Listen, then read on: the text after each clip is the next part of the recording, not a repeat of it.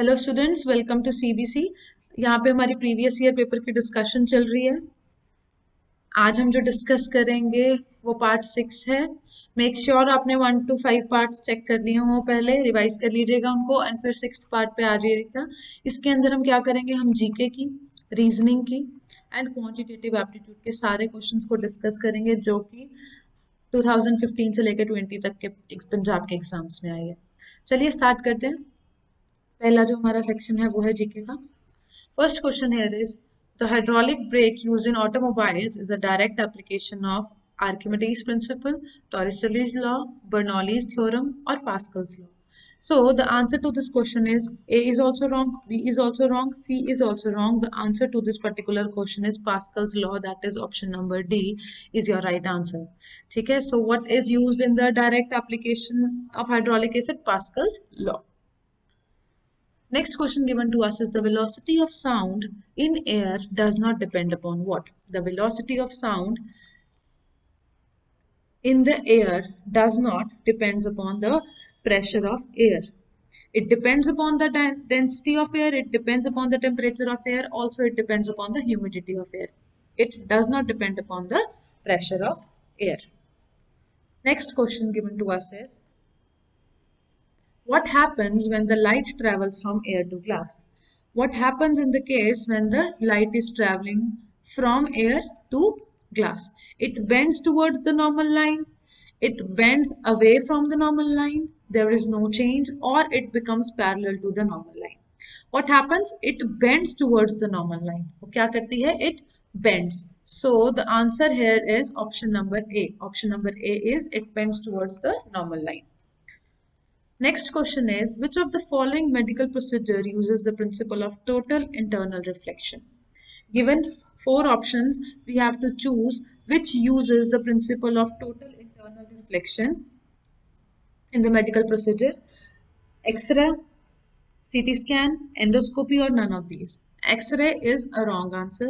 CT scan is also a wrong answer. Endoscopy is your right answer. Means endoscopy is used in the medical procedure of the principle of total internal reflection.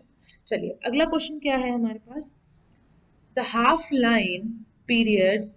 half-life period of the radioactive substance is 70 days. 1 gram of the same substance will become 20.25 grams after how many days? 70 days. 140 days is the right answer, 70 days is a wrong answer, 210 is also a wrong answer, and 280 is also a wrong answer. So it becomes 0.25 grams after 140 days. Next question to us given is, iodized salt. Iodized जो salt होता है वो क्या होता है? It is a mixture of potassium iodide and common salt. It is a mixture of molecular iodine and common salt, compound formed by combination of molecular iodine and only potassium iodide. So the answer to this particular question is iodized salt is a mixture of potassium iodide and common salt. Option number A is the right answer. Next question is, vinegar is a solution of 5 to 20% acetic acid in water, 25 to 30% acetic acid in water, 50% acetic acid in water, or 40 to 45% acetic acid in water. So one thing here is very clear कि what is vinegar? Vinegar जो solution है वो किससे बना होता है? वो बना होता है acetic acid से. This acetic acid when mixed in water. Now we have to tell in this question कि what percentage of acetic acid is required. 5 to 20% acetic acid is required, means option number A is your right answer. Next question to us is, litmus is obtained from what? Litmus is obtained from lichen. A bacterium is a wrong answer, fungus is also a wrong answer, algae is also a wrong answer. The answer to this question is litmus is related to lichen. Next is, in an undamaged blood vessel, conversion of prothrombin to thrombin is prevented by. It is prevented by heparin, fibrinogen, calcium, factor 6, These three are wrong. The right answer is heparin. Next question is, the Virgin of the Rocks is the masterpiece of which painter? They are asking the name of the painter or the Virgin of the Rocks. The answer to this question is Leonardo da Vinci is the right answer. Option number A, option number B, option number D are wrong. C is your right answer.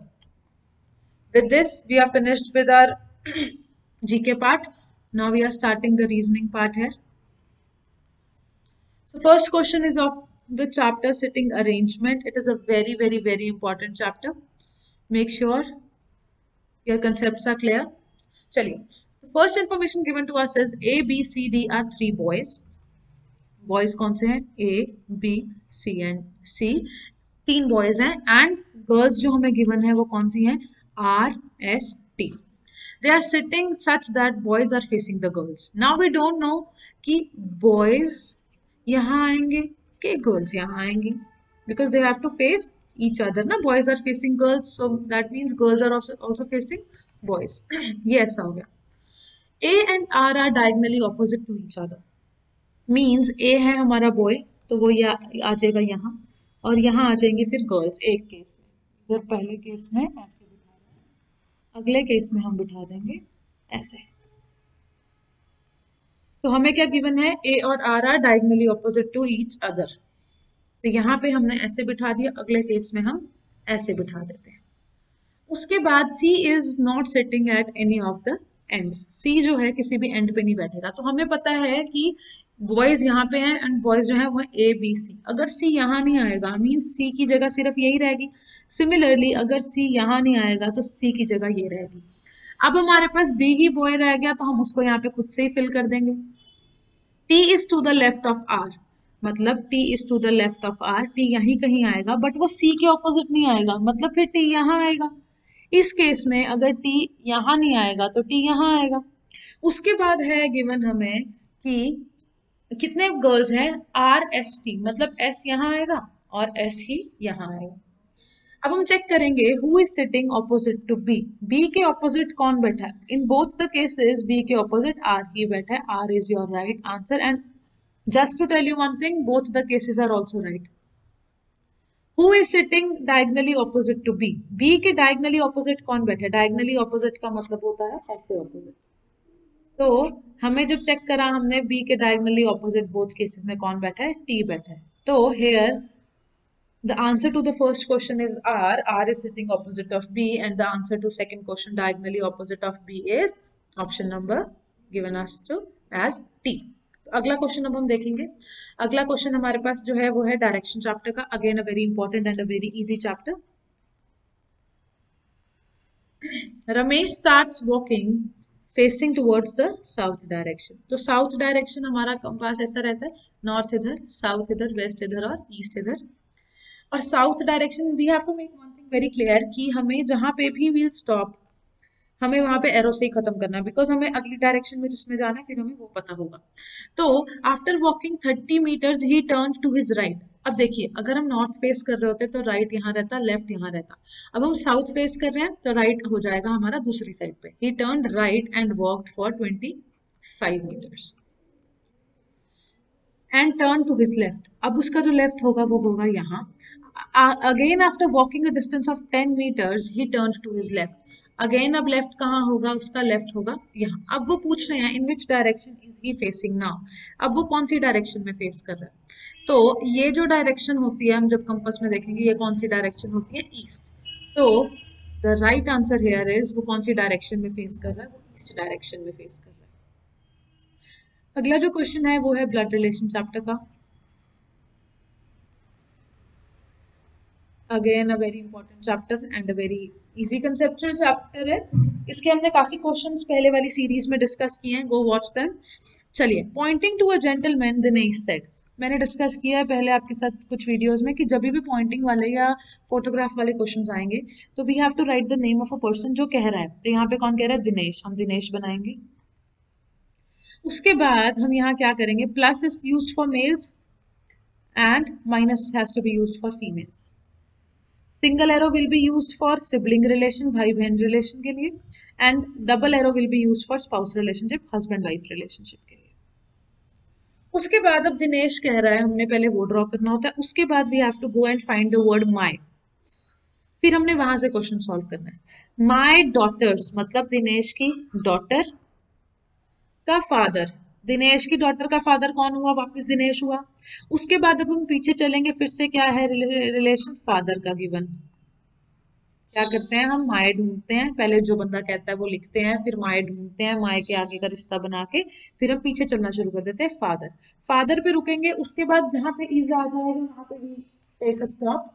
उसके बाद आ जाएगा his only brother, मतलब इस बंदे का अकेला अकेला भाई, वो जेंटलमैन है जिसकी बात हो रही है।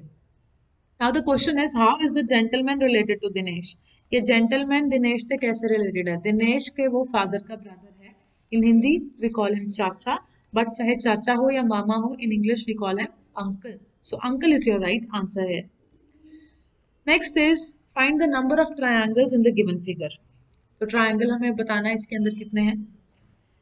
वी नो कि जहां बेस एक रहेगा और दो लाइंस जा रही होंगी और they will be meeting in the same vertex, उसको हम base 1 2 and so on count करते हैं। कैसे, यहाँ पे देखिए ये बेस सारा एक है, यहाँ से दो लाइनें जा रही हैं, they are meeting on a single vertex. Similarly यहाँ पे ये दो जा रही हैं, यहाँ पे लिख देंगे 1, यहाँ लिख देंगे 2, अगेन यहाँ 1 यहाँ 2 यहाँ 1 यहाँ 2।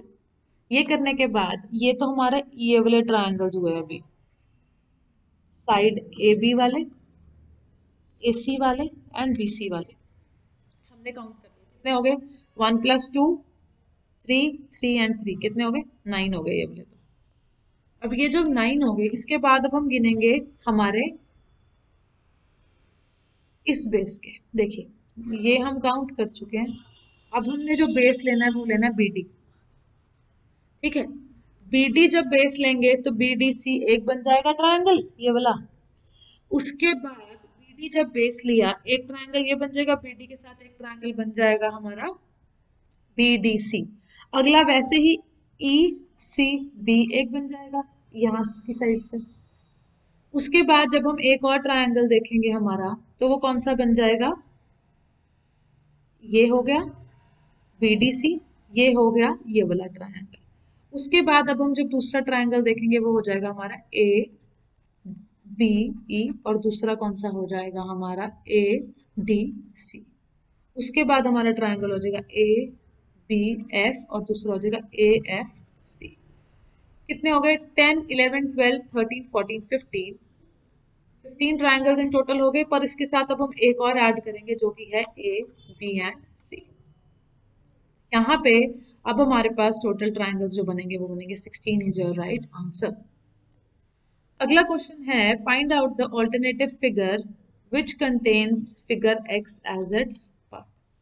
अब ये जो है ये हमारी फिगर एक्स है, हमें ये वाला जो मॉडल है एक्स, ये कहीं पे यहाँ पे किसी आंसर फिगर में है, ये पिक्चर यहाँ पे कहीं नहीं दिख रही क्रॉस, ये पिक्चर यहाँ पे हमें विजिबल है, ये यहाँ भी नहीं है ये यहाँ भी नहीं है, मतलब हमारा option number B is your right answer है।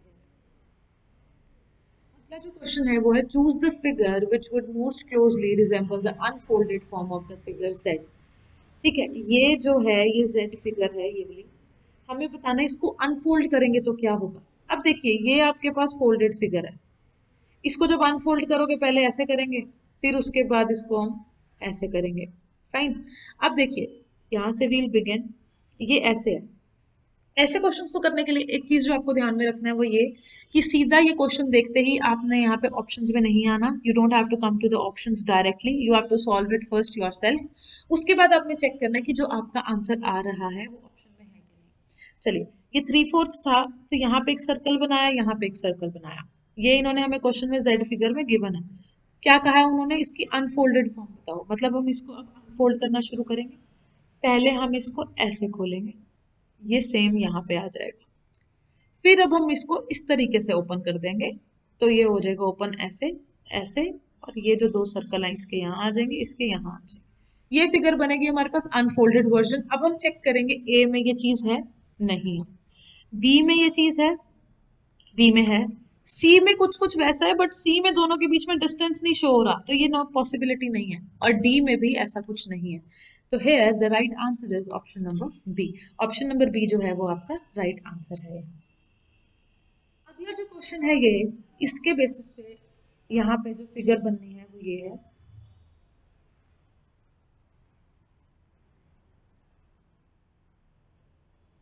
One two three four five six seven eight nine. अब यहाँ पे हमें जो गिवन होगा कुछ एक ऐसा चीज गिवन होगी।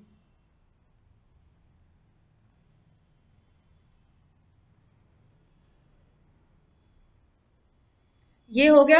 अब एक चीज ये होगी, दूसरी चीज हमें गिवन है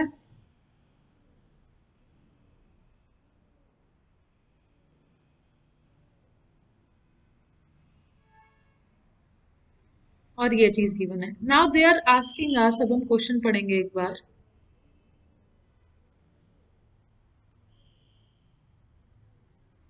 the question here given to us is, हमें जो चीज बतानी है, ग्रुप द फॉलोइंग फिगर्स। ये हमें फिगर्स गिवन है, एक सर्कुलर से रिलेटेड है, एक ये एरो से रिलेटेड है और एक ये स्क्वायर से रिलेटेड है।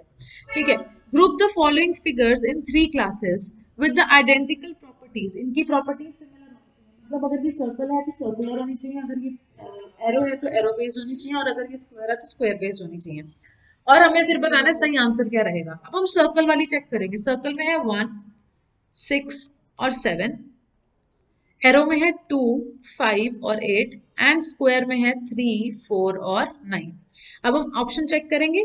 हमारी 1 6 7 ऑप्शन बन रही है, ऑप्शन नंबर बी और ऑप्शन नंबर सी। ये तो हो गया हमारा सर्कल वाला। अब हम एरो वाला चेक करेंगे। 2 5 8 होना चाहिए, यहाँ पे 2 5 9 है तो इट इज रॉन्ग। अगला होना चाहिए 3 4 9, बिल्कुल सही। मतलब आपका ऑप्शन नंबर जो सी है वो ठीक है। बेसिकली क्या करना है, हमें देखना है कि फिगर्स जो कि सेम प्रॉपर्टी जो करती है, जिनके पास आइडेंटिकल प्रॉपर्टीज हैं, सिमिलर प्रॉपर्टीज हैं, उनको हमें कलेक्ट करके एक ग्रुप में डाल के आंसर फॉर्म कर देना। Next question here is, in which of the following expression r is smaller than n is false। मतलब r is smaller than n हमें बताना है कि इस फिगर में नहीं बन रहा। तो हम क्या करेंगे, a को जब हम सॉल्व करेंगे तो हम इसको सॉल्व करेंगे ऐसे। हमें चाहिए r और n का रिलेशनशिप। जहां पे भी आपको इक्वल टू गिवन हो क्वेश्चन में, आप उसको स्लैश से चेंज कर सकते हैं, आपके लिए सॉल्व करना बहुत आसान रहेगा। उसके बाद है s is smaller than n। अब एक बात बताइए, हमें आगे क्वेश्चन सॉल्व करने की जरूरत नहीं है, बिकॉज हमारे से क्वेश्चन में ही पूछ रखा है आर और एन का रिलेशनशिप। यहाँ पे हमें विजिबल है R is smaller than N answer है। मतलब ये तो यहाँ पे ट्रू हो रहा है, हमें ट्रू वाला नहीं चाहिए। हमें चाहिए, क्वेश्चन में लिखा है फॉल्स होना चाहिए। अब हम सेकंड वाला चेक करेंगे। S is smaller than R which is smaller than equal to P which is equal to J which is smaller than L which is smaller than equal to n। अब हमें बताना है R और N का relationship. यहाँ पे दिख रहा है R is smaller than equal to, यहाँ पे smaller than, यहाँ पे smaller than equal to, तो आपका आंसर आएगा R is smaller than N which is again true। अब अगली चीज चेक करेंगे, N is greater than P which is equal to J which is greater than equal to L which is greater than equal to R। जब हम इसको check करेंगे, यहाँ पे हमें फिर पता है कि आंसर आ रहा है N is greater than R, again it is true. अब हम चेक करेंगे हमारी D option, L is greater than R which is greater than P which is greater than J which is equal to S which is greater than equal to. जब हम इसको देखेंगे तो यहाँ पे हमारा क्या बन रहा है, R is greater than N। हमारा क्या बनना चाहिए था, R is smaller than N। False हो, हर जगह वो ठीक था, यहाँ पे ये फॉल्स हो गया क्योंकि यहाँ पे ऑपोजिट साइन आ रहा है R is greater than N वाला, तो ये फॉल्स हो गया। मतलब option number D is our right answer. I hope आपको समझ में आया होगा। अगला क्वेश्चन देखेंगे, inequality based again. What will come in the place of the question mark. यहाँ जो ये क्वेश्चन मार्क है वो पूछ रहे हैं यहाँ क्या आएगा, ताकि ये जो हम बोल रहे हैं L इज ग्रेटर देन और equal to M and P is greater than और इक्वल टू Q जो है वो ट्रू हो। हम इसको क्या करेंगे, ऐसे क्वेश्चन में कीप इन माइंड, आपको इसको लाइन वाइज करना है। कैसे, आपको बिल्कुल एग्जैक्टली क्वेश्चन का क्वेश्चन नोट करना है। पहले तो फर्स्ट स्टेप इज क्वेश्चन का क्वेश्चन नोट कर लो। अगला स्टेप क्या है आपका, आपको प्रूफ करना है कि L इज, आपको ये चेक करना है क्या है, L इज ग्रेटर देन और इक्वल टू M। देखो L यहाँ है, M यहाँ है, इनके बीच में ऑलरेडी एक ग्रेटर देन इक्वल टू का साइन दिख रहा है। यहाँ पे आपके पास दो पॉसिबिलिटीज आएंगी। अगर या तो आप इक्वल टू पुट कर दोगे तो भी L इज ग्रेटर देन और इक्वल टू M आएगा, otherwise L is greater than equal to M यहाँ पे ये पुट करोगे तो भी आ जाएगा। पहले हम इजी करते हैं हमारे लिए क्वेश्चन को सॉल्व करना। हम क्या करेंगे, चेक करेंगे ये किस ऑप्शन में है, ये इस ऑप्शन में है और ये इस ऑप्शन में है, मतलब ए और डी तो पहले ही कट गए, एलिमिनेट कर दिए हमने। अब हम चेक करेंगे, हमारा ये तो सॉल्व हो गया। अब हम चेक करेंगे पी और क्यू वाला। P इज ग्रेटर देन और इक्वल टू Q। अब Q यहाँ है, P यहाँ है। P इज ग्रेटर देन तो हमें दिख रहा है Q। अब या तो हम यहाँ पे ये साइन लगाएंगे या फिर हम साइन ये लगाएंगे, मतलब इन दोनों में से कोई साइन होना चाहिए। अब हम चेक करेंगे बी और सी ऑप्शन में। बी ऑप्शन में ये साइन है, सी ऑप्शन में ये साइन है। अब देखिए हमें क्या बताना है, एंड मतलब ये भी ट्रू फॉर्म करे ये भी ट्रू फॉर्म करे। अगर हम यहाँ पे ये साइन लगाएंगे तो हमारा L और M तो Q इक्वल हो जाएगा और हमारा P और Q भी हो जाएगा। बट अगर हम ये वाला साइन मानेंगे यहाँ पे, ये तो हमारा ट्रू हो गया, बट यहाँ पे अगर हम मान लें ये वाला sign greater than equal to का, तो जब हम इसको चेक करेंगे ये क्रॉस कर देंगे ये क्रॉस कर देंगे। अगर हम इस साइन को और इस साइन को लगाएंगे तो हमें पता है जब ऐसा साइन आ जाए ऑपोजिट तो there is always no relationship, means ये क्या हो गया, ये हमारा गलत हो गया क्वेश्चन। तो अब यहाँ पे क्या समझ में आता है आपको, ये साइन हम नहीं लगाएंगे, हम लगाएंगे ये साइन के साथ हमारा इक्वल। मतलब अब हमारा आ जाएगा यहाँ पे, अगर हमें ये साइन इधर चाहिए, इक्वल टू यहीं चाहिए, इधर ये साइन चाहिए और इधर ये चाहिए, हम अब ऑप्शन चेक करेंगे। ऑप्शन में ये था हमारे पास गिवन, पर अगर हमें पता है हम इसको चूज कर लेंगे तो क्या आ जाएगा, नो रिलेशन आ जाएगा, वो तो हमें लेकर नहीं आना। तो ऑप्शन नंबर सी मीन्स यहाँ पे भी इक्वल टू आएगा, यहाँ पे भी इक्वल टू आएगा। तो आपका क्वेश्चन बन जाएगा ऐसा, equal to M equal to O greater. तो यहां से अब आपका L is greater than equal to M भी बनेगा और P is greater than equal to Q भी बनेगा। बोथ आपके सही होंगे, C is your right answer. अब यहाँ पे हमारा क्वांटिटेटिव एप्टीट्यूड का सेक्शन स्टार्ट हो रहा है एंड पहला क्वेश्चन जो है वो हमारा है अप्रोक्सीमेशन से रिलेटेड। तो अब हम जब इसको सॉल्व करेंगे 181 into 5 plus under root 144 is equal to x plus 54। ये मैंने क्या किया, मैंने इसको सिंप्लीफाई कर दिया क्योंकि हमें पता है क्वेश्चन यहाँ पे अप्रोक्सीमेशन का है, तो हम इसको सिंप्लीफाई करके आंसर लेंगे। तो यहाँ पे अब हमें पता है कि हमें पहले मल्टीप्लाई करना होता है, जब मल्टीप्लाई करोगे तो आपका आंसर आएगा 905। उसके बाद प्लस करेंगे तो हमें पता है ये किसका स्क्वायर होता है 144, ये होता है 12 का, ऐड कर दो। फिर यहाँ क्या आ जाएगा इक्वल टू x प्लस 545। तो यहाँ आ जाएगा आपका 917 इक्वल टू x प्लस 545। तो यहाँ पे 917 माइनस 545 करके इक्वल टू आ जाएगा ये। तो यहाँ पे जब हम इसको सॉल्व करेंगे हमारे पास आ जाएगा 7 में से 5 गए 2, इधर आ जाएगा 90, इधर आ जाएगा आपके पास 7, इधर आपके पास आ जाएगा 11 हो जाएगा ना, यहाँ 11 में से 4 गएंगे 7 आ जाएगा और यहाँ पे फिर हमारे पास आ जाएगा 9 को हम कर देंगे 8, 8 में से 5 गए 372। So right. Next question is also from approximation. 10% of 15% of 420 is equal to 4 by 5x। अब हम इसको सॉल्व करेंगे 3 पे 2 पे, यहाँ आ जाएगा 210, उसके बाद 0 से 0 कैंसिल हो जाएगा। अब यहाँ पे हमारे पास रह गया 3 into 21 by 10 equals to 4 by 5 of x। तो ये 5 2 10 होता है। जब हम इसको यहाँ देखेंगे हो जाएगा 3 into 21 equals to 4 into 2x, यहाँ आ जाएगा 8x, यहाँ आ जाएगा 63। तो हमें पता है 8 8 ज़र कितना होता है 64। तो समवेयर अप्रोक्सीमेशन कर रहे हैं, इट इज रिलेटेड। तो यहाँ पे हम इसको कर देंगे 64, ठीक है, और फिर हो जाएगा 8 8 ज़र 64, x की वैल्यू क्या आ गई 8। Option number C is your right answer. अगला है and its area।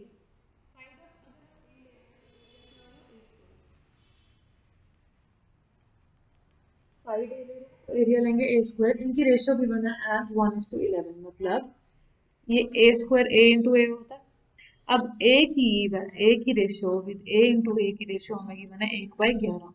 हमें बताना है कि perimeter of that particular square क्या होगा। पेरीमीटर क्या होता है, अगर a है तो 4 होंगे, 4 साइड्स होंगे, 4a इज योर पेरीमीटर। हमें बेसिकली क्या चाहिए, 4 तो हमें पता है, हमें ए की वैल्यू चाहिए और यहाँ पे ए और ए कैंसिल हो जाएगा, 1 की वैल्यू वैसी कुछ नहीं रहेगी, तो ए इज इक्वल टू 11। पेरीमीटर हमें पता है 4a रहेगा, तो 4 इंटू 11 व्हेन डन बिकम्स 45। तो 45 सेंटीमीटर क्या है आपका, सॉरी 44 सेंटीमीटर क्या है आपका पेरीमीटर। अगला क्वेश्चन देखेंगे, if the circumference of a circle is 40%, तो एक सर्कल की बात हो रही है, यहाँ पे पहले तो हम इसका सर्कमफ्रेंस और एरिया की बात करेंगे। सर्कमफ्रेंस का जो फॉर्मूला रहता है वो रहता है 2πr, और एरिया का जो फॉर्मूला रहता है वो रहता है πr स्क्वायर। वो कह रहे हैं कि जो circumference of a circle is 40% of its area, मतलब 2πr आ जाएगा इधर और इधर आ जाएगा πr स्क्वायर, तो इंटू डबल आर कर देंगे इसको, एक ही बात रहेगी। तो यहाँ पे जब हम इसको करेंगे, ये कह रहे हैं कि जो सर्कमफ्रेंस है वो 40% है एरिया का, मतलब एरिया 100% होगा तभी उसका 40% है सर्कमफ्रेंस। अब हमें बताना है कि वो एरिया क्या होगा। एरिया का फॉर्मूला हमें पता है, हम अब यहाँ से वैल्यू निकालते हैं, 0 से 0 कैंसिल होगा, 2 2 4 होता है, यहाँ पे r कटेगा r के साथ, पाई कटेगा पाई के साथ, यहाँ पे 2 5 10 होता है, r की वैल्यू हमारे पास आ गई 5। क्वेश्चन में they are asking us to find the area of circle which is pi r square. तो पाई की value we know 22/7 into R square क्या है 5/5। तो यहाँ पे हमें क्या करना है 25/22 इंटू 7। अब हम जब इसको सॉल्व करेंगे तो हमारे पास जो आंसर रहेगा वो आएगा हमारा 22 into 25 becomes 22 into 25 becomes somewhat near about 550, and now we have to divide this 550 by 7. The answer becomes 78.57 centimeter square. Option number C is your right answer. Now we have to find another question, that is find the difference between compound interest and simple interest earned on a sum of, ये हमें find करना है, और यहाँ पे हमें सम given है मतलब प्रिंसिपल जो कि है 15,000, उसके बाद हमें टाइम गिवन है जो है 3 years एंड हमें रेट गिवन है जो कि है 6%। अब हमें क्या करना है, what would be the difference between both of these things, and there is a formula with the help of which we can find the difference between CI and SI. 3 into PR square upon 100 square plus P R plus 100 cube. You have to learn this formula.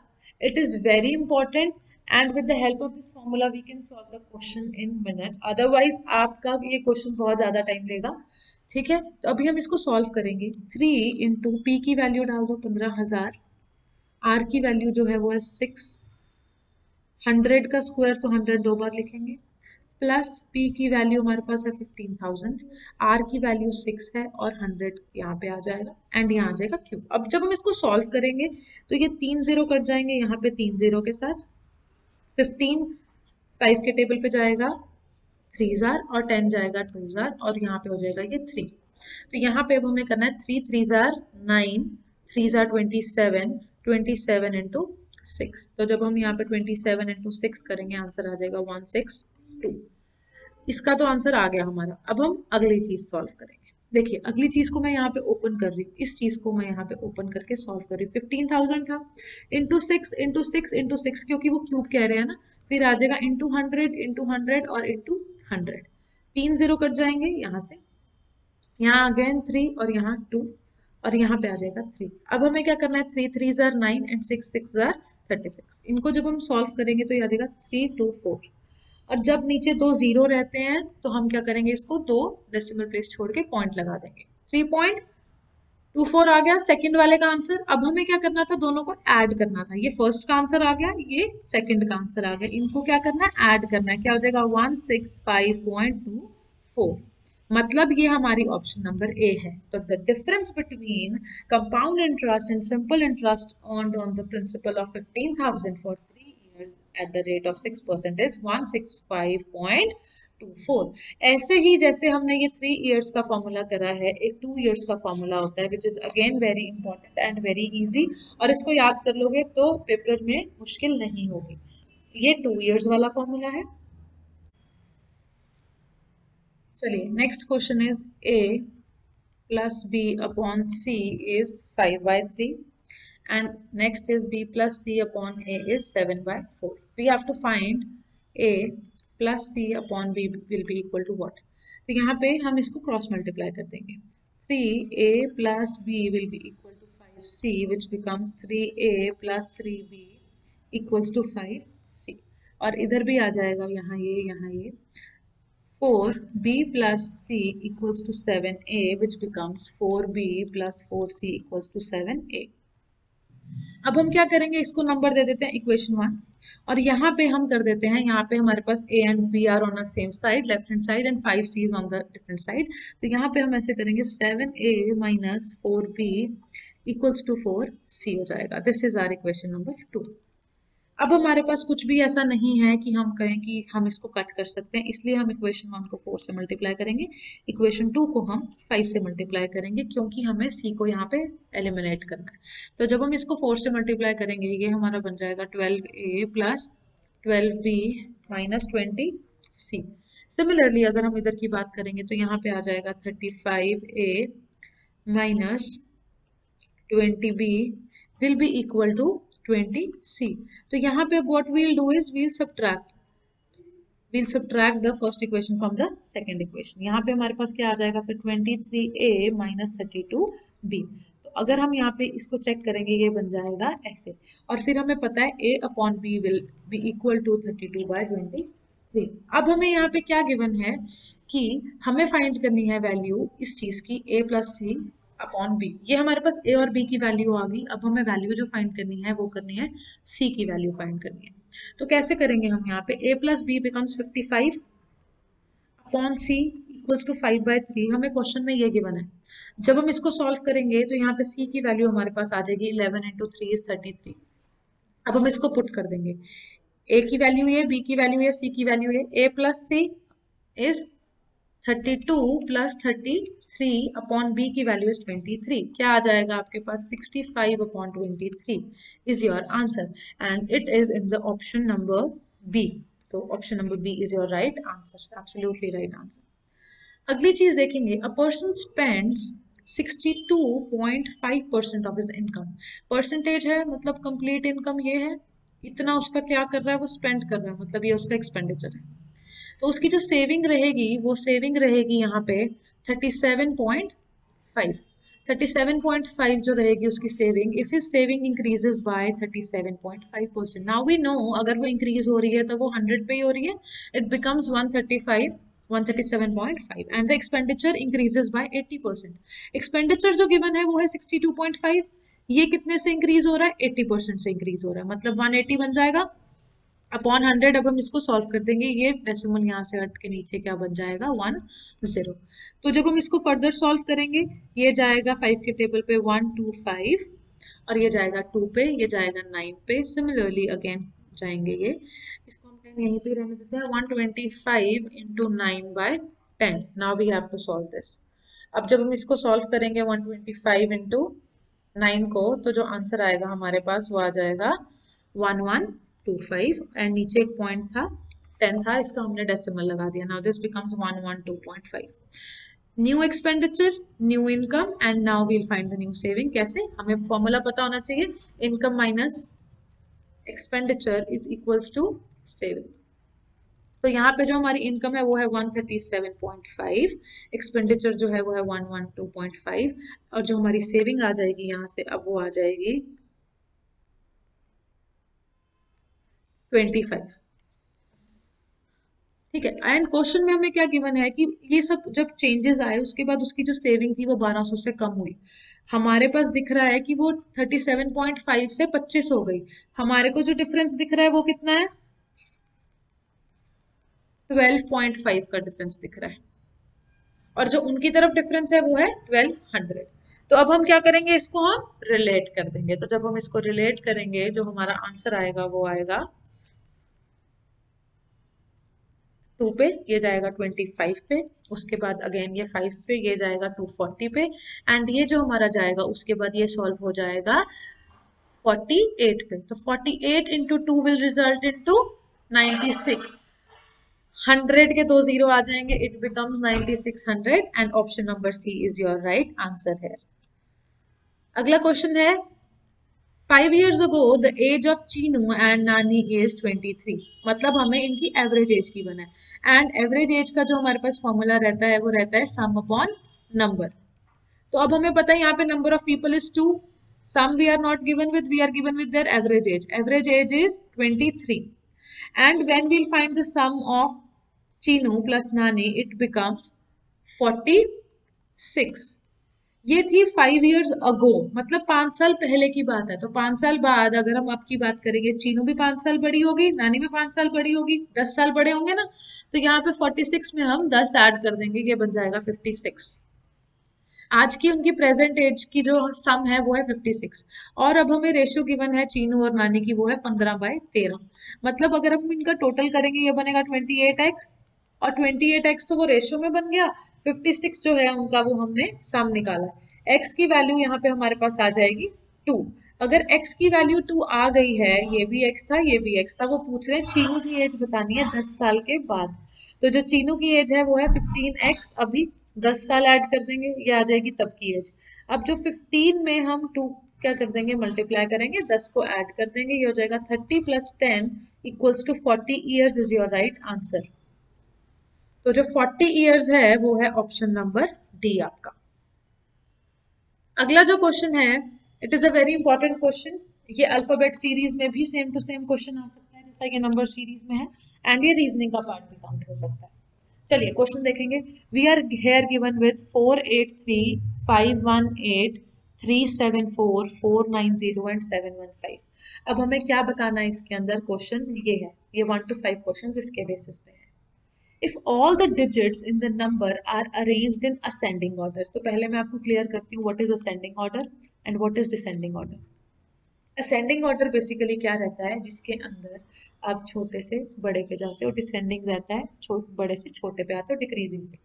तो अब क्या given है, if all the digits in each number are arranged in ascending order, छोटे से बड़ा हर number में हम arrange करेंगे। हमें बताना है कि कौन सा नंबर बिलो 200 आएगा। तो जब हमने क्या करना है, if all the numbers are arranged in ascending order, छोटे से बड़ा, 483 में सबसे छोटा 3, फिर 4, फिर 8, अगले में 1 5 8, अगले में 3 4 7, अगले में 0 4 9, अगले में 1 5 7। अब बताना है 200 से बिलो कौन से नंबर हैं। फर्स्ट तो नहीं है, सेकंड है, थर्ड भी नहीं है, फोर्थ है, फिफ्थ है, मतलब कितने हैं 1 2 and 3। It is your right answer option number D. मतलब आपके 3 हैं जो बिलो 200 है। अगला क्वेश्चन है if all the digits in each number, her number के अंदर अगर सारे डिजिट्स को मल्टीप्लाई करेंगे विद इन द नंबर, तो हमें बताना है हाईएस्ट वैल्यू किस नंबर की होगी। अब हम मल्टीप्लाई करेंगे कैसे, 483 अगर हमें गिवन है, 4 × 8 × 3, 4 × 8 × 3 को जब हम सॉल्व करेंगे it becomes 4 8s are 32, 32 × 3 becomes 96। Similarly अगले क्वेश्चन में है 5 × 1 × 8 becomes 40, अगला है 3 × 7 is 21, × 4 becomes 84, अगला है 4 × 9 × 0, इसको हम सॉल्व नहीं करेंगे because anything multiplied by 0 is 0। 7 × 1 × 5 becomes 30। हमें बताना है हाईएस्ट है 96, मतलब 483। तो जो हमारा आंसर रहेगा वो रहेगा ऑप्शन नंबर बी। अगला जो क्वेश्चन है हमारे पास वो है अब इफ फर्स्ट एंड लास्ट, पहला और last digit of her number क्या कर गया, इंटरचेंज, मतलब एक दूसरे से बदल गया, तो which of the following number is second lowest. Second lowest number बताना है। देखिए अब क्या करेंगे, पहला और तीसरा बदल गया, मतलब ये हो जाएगा 1 5 हो जाएगा, 4 7 3 हो जाएगा, 0 9 4 हो जाएगा, 5 1 7 हो जाएगा। क्या क्वेश्चन पूछा गया हमारे से, which of the following number is second lowest. पहले आप चेक करो इसमें से सबसे छोटा कौन है, सबसे जो छोटा है वो है ये, और इसके बाद आ जाएगा 300 वाला, फिर 400, फिर 500, फिर 800, मतलब 384 आपका सही आंसर है। और है वो हमारे पास कहाँ से आया है, 438 से, मतलब option number C is your right answer. अगला क्वेश्चन जो है, if all the digits in each number are arranged in descending order, decreasing order में सबसे बड़ा फिर छोटा छोटा छोटा, हर नंबर के अंदर पहले हमें वो करना है, उसके बाद उनको अरेंज करना है असेंडिंग ऑर्डर में। तो पहला हम यहाँ तक स्टेप कर लेते हैं कि हम इनको डिक्रीजिंग ऑर्डर में लगाते हैं। डिक्रीजिंग ऑर्डर में कैसे कि पहले सबसे बड़ा मतलब 843, फिर 851, फिर 743, फिर 940, फिर 751। हमने इनको लगा दिया डिक्रीजिंग ऑर्डर में, और अब वो कह रहे हैं कि इसको क्या करो, then rearrange them in ascending order. Ascending मतलब छोटे से बड़े में अब इनको सेटल करना है हमें।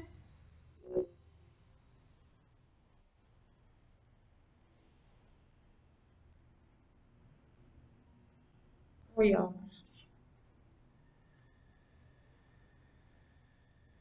अब हमें क्या करना है, हमें इनको छोटे से बड़े में सेट करना है। तो हमने यहाँ तक क्वेश्चन कर दिया, now we have to arrange them in ascending order. तो अब हम इसको असेंडिंग ऑर्डर करेंगे। असेंडिंग होता है छोटे से बड़ा, पहले आ जाएगा हमारे पास 743, फिर आ जाएगा 751, फिर आ जाएगा 843, फिर आ जाएगा 851, और फिर आ जाएगा 940। अब क्वेश्चन चेक करेंगे। क्वेश्चन में दे आर आस्किंग अस कि which of the following number is fourth from the left end of the series.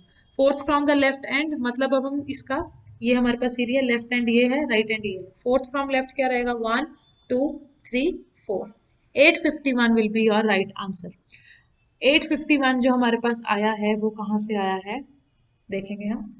क्या था 851 मतलब 518 से। Option number B is your right answer. With this हमने पार्ट 6 कंप्लीट कर लिया आज। मेक श्योर आप रिवाइज करते रहें, बार बार वीडियो को चेक करते रहें। See you in the next video in part 7।